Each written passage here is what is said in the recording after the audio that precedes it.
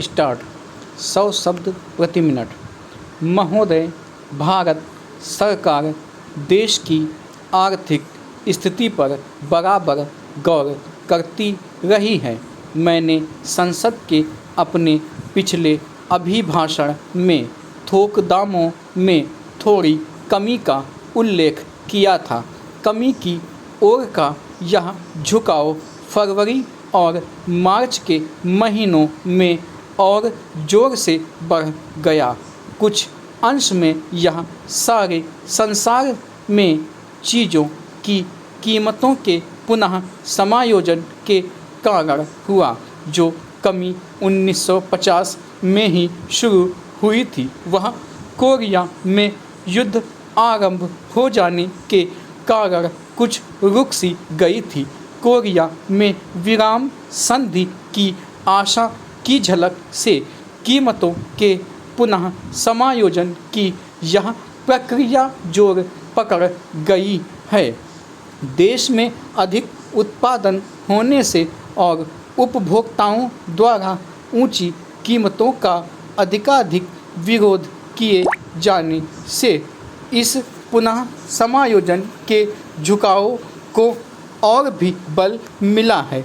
रुपये और साख संबंधी सरकारी नीति ने भी, जो मुद्रास्फीति रोकने के विचार से आरंभ की गई थी, दामों को गिराने में सहायता की है।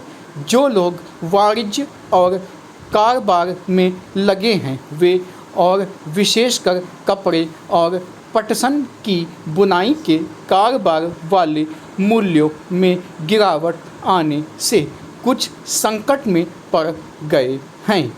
इससे हमारे निर्यात से जो आय होती है, उसमें भी कमी होने लग गई है। हमारी सरकार स्थिति को बहुत ध्यानपूर्वक देख रही है, जिससे इसका हमारे यहाँ के उत्पादन पर और लोगों को धंधा मिलने पर कोई बुरा प्रभाव ना पड़े। उसका विचार है कि मूल्यों को एक उचित स्तर पर ठहरा देने के लिए जो कार्यवाही आवश्यक होगी वह करेगी।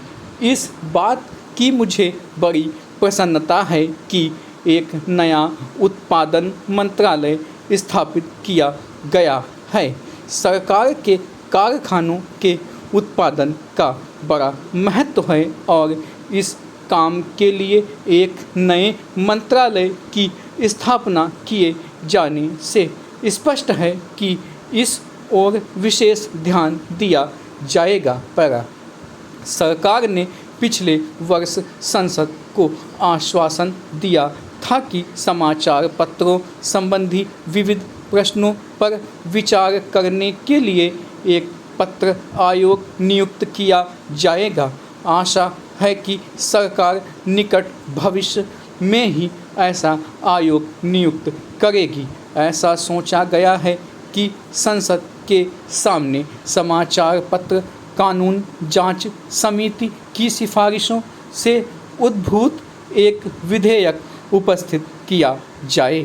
संसद का यह सत्र विशेष रूप से बजट का काम करेगा और दूसरे प्रकार के कानून बनाने के लिए शायद बहुत समय नहीं मिलेगा।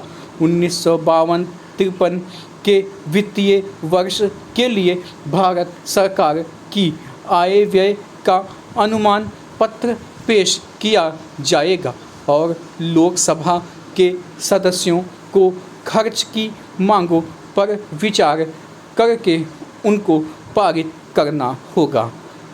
अंतरकालीन संसद के अंतिम सत्र के बाद सौराष्ट्र पोर्ट डेवलपमेंट लेवी का निरसन करने के लिए एक अध्यादेश जारी करना आवश्यक हो गया है।